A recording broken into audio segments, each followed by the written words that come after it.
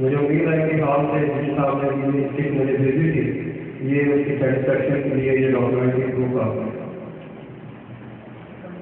اس کے ساتھ میں ہمارے آج کے پروگرام کے چیف گیسٹ قاری خاص حسین صاحب جو ہمارے درمیان میں موجود ہیں ان سے مطمئن ہوں کہ ہمارے آج کے پروگرام کے جس پر سے اپنے خیالات کا اظہار کریں اور احترام رمضان اور رمضان کے حوالے سے کوئی میسج دیں.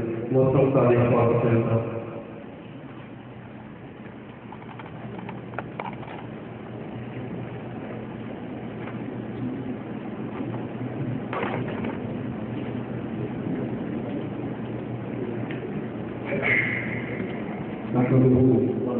ونسلم على رسوله الكريم. أما بعد فأعوذ بالله من الشيطان الرجيم. بسم الله الرحمن الرحيم. ورتل القرآن ترتيلا. صدق الله العظيم.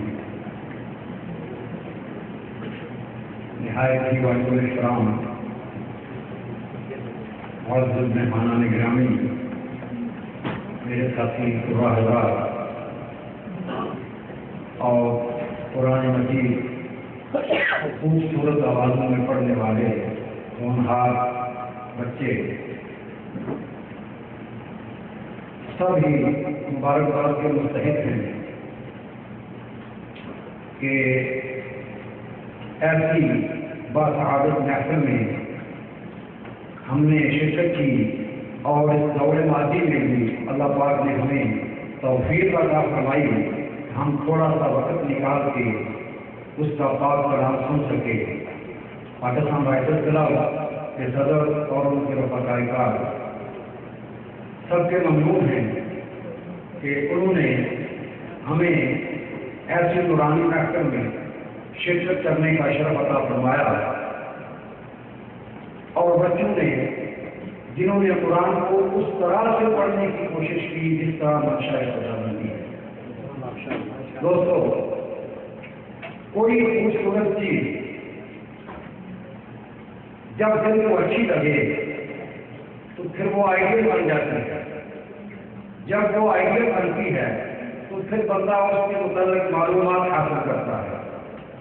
جب اس کے متعلق معلومات حاصل ہو جائیں تو پھر اس کو اپنانے کی کوشش کرتا ہے. قرآن مجید کو بھی اصولی طور پر 3 پہلو سے لینا چاہیے. پہلا پہلو اس کا یہ ہے کہ پڑھنا، دوسرا پہلو یہ ہے اس کو سمجھنا، اور تیسرا اور اہم پہلو ہے اس پر عمل کرنا. اب جتنا ہم خوبصورت پڑھیں گے اتنا ہی قرآن کا خوبصورت تصور ہمارے ذہن میں بیٹھے گا، ہمارے دل میں اس کی خوبصورتی اترے گی، پھر ہم اس کے متعلق جانکاری کرنے کی کوشش کریں گے. اس کو کہیں گے کہ فہم القرآن. خوبصورت پڑھا، اس کی خوبصورتی کو دل میں اتارا، اب خواہش پیدا ہوئی کہ اس کے متعلق کچھ حاصل بھی کریں، اس کے اندر ہے کیا. جب وہی تصور خوبصورت جانکاری کی صورت میں ہم جان لیں گے تو پھر آخری مرحلہ آئے گا، دل کرے گا اتنا خوبصورت، اتنی خوبصورت چیزیں اور اس کو اپنا لیں. پھر جب ہم اپنائیں گے تو وہ ہمارا قرآن پر پورا عمل ہوگا. ابتدا سے ہی اگر ہم غلط کریں گے تو غلط فہم آئے گا اور اس پہ غلط عمل ہوگا. بچوں کے لیے خاص طور پر انہوں نے قرآن مجید کو اس طرح سے پڑھنے کی کوشش کی تجویز کے ساتھ کہ اگر یہ غلط پڑھا جائے، ان کے لیے چھوٹی سی مثال دے دوں. اللہ کریم نے فرمایا قل هو اللہ احد. اے میرے پیارے نبی کہہ دو کہ وہ اللہ ایک ہے. اب اگر اس کو غلط پڑھا جائے تو ہم تھوڑا ڈھیلا کر دیں گے قل هو اللہ احد. اب معنی کیا بنے گا؟ وہ تو معنی بنا تھا کیا نبی کہہ دو وہ اللہ ایک ہے، جب گول گفتگو والا پاس پڑھیں گے. اب جب ہم نے قل پڑھ دیا جو اکثر پڑھتے ہیں تو پھر معنی کیا نکلے گا؟ جب کتاب والا کاف پڑھا تو پھر معنی نکلے گا قل هو اللہ احد، اے نبی کھا لو وہ اللہ ایک ہے۔ جب ہم قرآن غلط پڑھیں گے اس کا فہم بھی غلط آئے گا۔ اسی لیے اللہ کریم نے قرآن مجید کے اندر فرما دیا کہ وَرَتِّلِ الْقُرْآنَ تَرْتِیلًا، اس کو جدا جدا کر کے پڑھو، ٹھہر ٹھہر کے پڑھو، ترتیب کے ساتھ پڑھو۔ اور جس طرح ہر چیز کا ایک حسن ہوتا ہے، قرآن کا حسن کیا ہے؟ ہماری خوبصورت آوازیں۔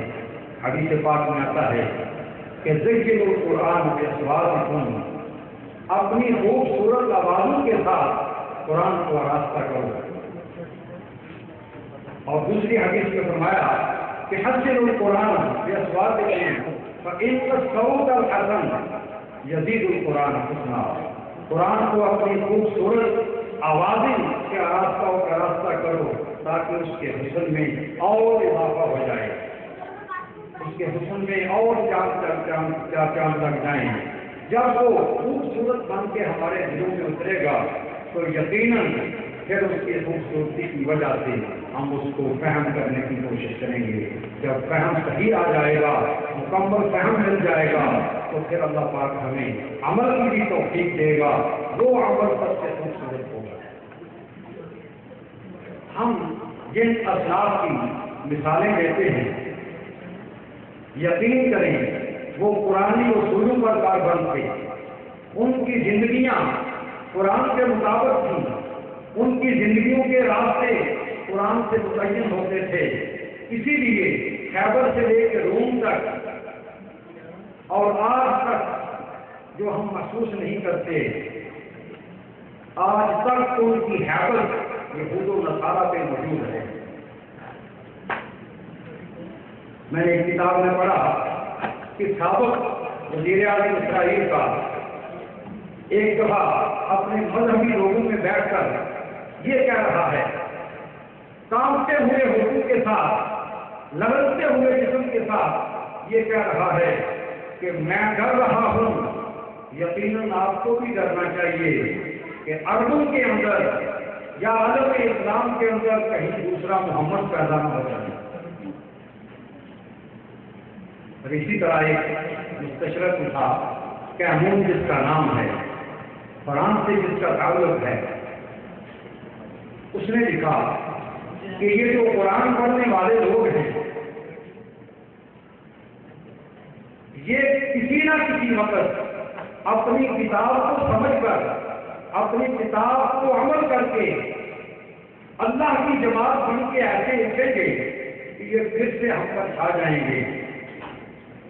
ان کا میں نے ایک حل سوچا ہے، ایک علاج سوچا ہے کہ جو ہم ہمیشہ کرتے رہیں گے تو یہ دبے رہیں گے، ورنہ یہ مسلمان قوم جب یہ جان گئی کہ کتب اللہ لأغلبن انا ورسلی، کہ اللہ نے کہا ہے کہ بالآخر غالب آنے والا میں اور میرا دین ہوگا، میں اور میرا رسول کا دین ہوگا۔ جب یہ بات سمجھ گئے تو پھر یہ ہم سے غالب آ جائیں گے، تو کیا کریں؟ اس نے کہا دو چیزیں اپنا لو ہمیشہ کے لیے۔ مختصر بات کرتا ہوں۔ پہلی چیز کہ مسلمانوں کا 1/5 حصہ آبادی کا ہمیشہ سے مارتے رہو۔ یہ قانون کا لکھا ہوا تجزیہ ہے۔ تم آبادی کا 1/5 حصہ مسلمانوں کا ہمیشہ مارتے رہو اور بیت اللہ شریف کو گرا۔ آج ہم سب بھی شعور بیٹھے ہیں، دیکھ سکتے ہیں کہ پوری دنیا اکا دکا واقعات کے ساتھ اپنے کلچر، اپنے مذہب پر پرسکون زندگی گزار رہی ہے، لیکن جہاں کہیں بھی آگ جلتی ہے جھلستا مسلمان ہے، جہاں کہیں بھی بم پھٹتا ہے شہید مسلمان ہوتا ہے، جہاں کہیں بھی کسی کو بہانہ ملے اپنا تسلط جمانے کا، وہ ریاست مسلمانوں کی ہوتی ہے۔ میں سمجھتا ہوں یہ قانون کا جو تجزیہ تھا ہمارے لیے کہ کسی نہ کسی بہانے سے کسی کو ٹیرورسٹ بنا کے کسی کو ظالم بنا کے، کسی کو جابر حاکم بنا کے، کسی کو اسلحے کا الزام دے کر کسی نہ کسی طریقے سے ان کو مارتے رہو. اور بدقسمتی ہے ہماری کہ ہم بکنے میں مسلمان، معذرت کے ساتھ بکنے میں مسلمان اس دور میں سب سے آگے آ گئے ہیں. کرسی کے لیے بک جاتا ہے، پیسے کے لیے بک جاتا ہے، اقتدار کی حوث کے لیے بک جاتا ہے، جاہو حشمت کے لیے بک جاتا ہے. جب یہ بکنے والی چیزیں موجود ہیں تو ہمارے مرنے کے اسباب بھی بن جاتے ہیں. اس نے کہا 1/5 کے ساتھ مسلمانوں کی آبادی کا مارتے رہو، ان قرآن پڑھنے والے کو شہید کرتے رہو تاکہ یہ تم پر تسلط نہ جما سکیں، یہ کبھی غالب نہ آ سکیں اور ان کا مرکز بیت اللہ شریف گرا. اب دوسری بات، اس نے لکھا کہ مسلمان جب بھی کمزور ہوتا ہے اپنے قلوب و اذہان کی تسکین کے لیے، اپنے وجود کی انرجی کے لیے، اپنی انرجی کو دوبارہ بحال کرنے کے لیے یہ حکومت خدا کا رخ کرتا ہے. ہو نہ ہو کہ جس میں محمد کو ان کی قبر سے نکال دیں. پہلا کام بیت اللہ شریف گرا دو، 1/5 حصہ مارتے رہو، اور دوسرا ان کو قبر سے نکال دو محمد صلی اللہ علیہ وسلم. اب انہوں نے کہا یہ تو مشکل ہے، یہ تو ہو نہیں سکتا. اس نے کہا اگر یہ نہیں ہو سکتا تو تسلسل کے ساتھ ان کا تعلق اپنے حرمین شریفین سے کمزور کرتے ہو، کم از کم یہ کرتے ہو. کیوں؟ جب مسلمان کا ایمان ذرا بھی کمزور کرتا ہے تو بیت اللہ شریف پر طواف کرتا ہے، اس کی انرجی بحال ہو جاتی ہے. جب مسلمان تھوڑا سا غافل ہوتا ہے تو مدینہ طیبہ کا ایک چکر لگاتا ہے، اس کی انرجی حاصل ہو جاتی ہے. ہو نہ ہو ان کو کسی نہ کسی طریقے سے مارتے بھی ہو، فحاشی اور اریانی پھیلا کے امت خضرا کی خیرات سے بھی کرتے رہو، خانہ کعبہ اور بیت اللہ شریف کی عظمتوں اور برکتوں سے بھی دور کرتے رہو. دوستو، ہم قرآن پڑھنے والوں کے ساتھ یہ کچھ ہو رہا ہے. اگر ہم چاہتے ہیں کہ اپنے اسلاف کی طرح پھر سے اٹھ جائیں تو ایک ہی بات ہوگی جو وہ کرتے تھے، ایک ہی کام کرنا ہوگا جو انہوں نے کیا. وہ معزز کے زمانے میں مسلمان ہو کر ہم خار ہوئے، تارک قرآن ہو کر اگر پڑھتے ہیں تو وہ بھی ثواب کے لیے، وہ بھی ثواب کی نیت سے. کبھی ہم نے قرآن کو اپنی زندگی کے لیے مکمل ضابطۂ حیات سمجھ کر تو پڑھا ہی نہیں. کبھی ہم نے اپنی زندگیوں کو قرآنی اصولوں کے مطابق سوار کرنے کا سوچا ہی نہیں. یہی دیکھتے ہیں کہ 1 ارب کی 10 نیکیاں 10 گناہ معاف اور 10 درجات بلند ہو گئے. اور آپ اسلام دین پڑھتے ہیں 20 نیکیاں مل گئی. ارے نیکیوں کا سودا اپنے رب کے ساتھ کیوں؟ وہ تو کہتا ہے بندہ ہوئی بار شاہ، میں جتنیاں نیکیاں چاہوں دے سکتا ہوں. تم ایک دانہ زمین میں پھینکتے ہو، ایک تنا نکل